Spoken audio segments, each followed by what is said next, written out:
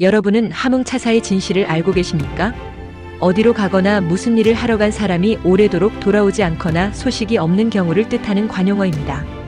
이 표현의 유래는 조선 태종 시기 태조 이성계가 아들 이방원의 왕위 찬탈에 분노하여 고향인 함흥으로 떠난 역사적 사건에서 비롯되었습니다. 조선의 첫 왕인 태조 이성계와 다섯째 아들 태종 이방원의 갈등은 조선 초기 역사에서 중요한 사건으로 왕권의 위기와 가족 간의 비극을 초래했습니다. 1398년 왕자의 난이 발생하며 태종 이방원이 형제들과 정치적 적들을 제거하고 권력을 장악합니다.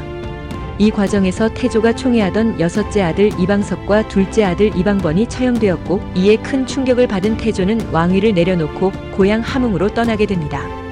이 사건은 단순한 왕위 계승 문제를 넘어서 왕권과 신권의 갈등, 그리고 부자 간의 비극적인 관계를 보여주는 중요한 전환점이었습니다. 태종 이방원은 왕위에 오른 후 아버지 태조를 한양으로 돌아오게 하기 위해 여러 차사를 보냈습니다. 그러나 태조는 이방원의 왕위를 용납하지 않았고 차사들이 돌아오지 않는다는 이야기가 전해지며 함흥차사라는 말이 생겼습니다. 야사에 따르면 태조는 차사들이 도착하면 말을 타고 나가 활로 쏘아 죽였다고 합니다. 이 때문에 어디 갔는지 소식이 없는 사람을 의미하는 함흥차사라는 표현이 생겨난 것이죠. 하지만 이는 과장된 설화에 불과합니다. 역사적으로 보면 차사들이 돌아오지 못한 진짜 이유는 조사이의 난이었습니다. 태조가 함흥에 머물고 있던 시기에 조사이가 반란을 일으켜 혼란을 일으켰기 때문입니다. 1398년 태조 이성계가 함흥으로 내려간 뒤 발생한 사건이 바로 조사이의 난입니다. 조사이는 태조의 충신으로 태조를 다시 왕위에 복귀시키기 위해 군사를 일으켰습니다. 그는 함흥으로 군을 이끌고 갔으나 태조는 그의 행동을 지지하지 않았습니다. 태조는 아들 태종과의 갈등을 악화시킬 것을 우려했고 조사이의 난은 실패로 끝났습니다. 이 과정에서 함흥으로 파견된 차사들 송유와 박순이 조사이의 군에 의해 살해되었고, 이 사건이 훗날 함흥차사 전설의 기원이 되었습니다. 함흥차사 전설은 시간이 흐르면서 다양한 야사와 결합해 더욱 흥미로운 이야기를 만들어냈습니다.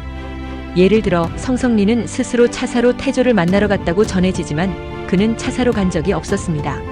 사실 성성린의 아들들이 시각장애를 겪었던 사실이 후대에 덧붙여지면서 이 이야기가 생긴 것입니다.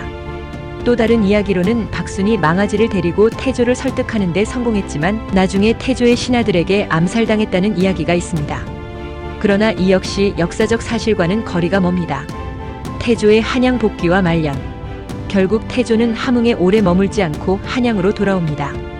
전설에 따르면 무학대사가 계속해서 태조를 설득해 돌아오게 했다고 하지만 실제로 태조는 정계에서 은퇴하고 왕권 다툼에서 벗어나고자 했습니다.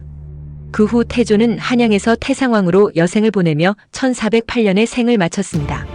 명나라와 옥새에 얽힌 이야기가 있는데, 전설 중에는 태조가 옥새를 가져가며 명나라가 이를 빌미로 태종에게 압박을 넣었다는 이야기도 있습니다. 그러나 사실 명나라의 상황은 매우 혼란스러웠고 정난의 변으로 왕위 계승 문제에 신경을 쓸 여유가 없었습니다.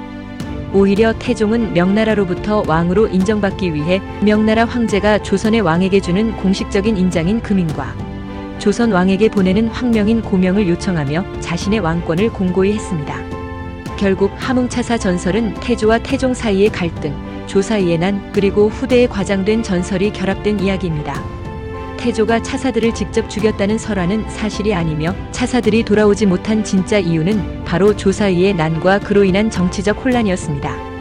태조는 함흥에서 오래 머물지 않았고 결국 한양으로 돌아와 정치적 갈등에서 손을 떼며 여생을 보냈습니다. 태종은 이 혼란을 극복하고 왕권을 강화하며 조선을 안정된 체제로 이끌었고, 태조는 왕위를 내려놓은 후 조선의 상징적인 존재로 남게 되었습니다. 이 이야기는 우리가 오늘날까지도 왕권과 정치적 갈등의 복잡한 양상을 이해하는 데 중요한 시사점을 제공하는 이야기입니다.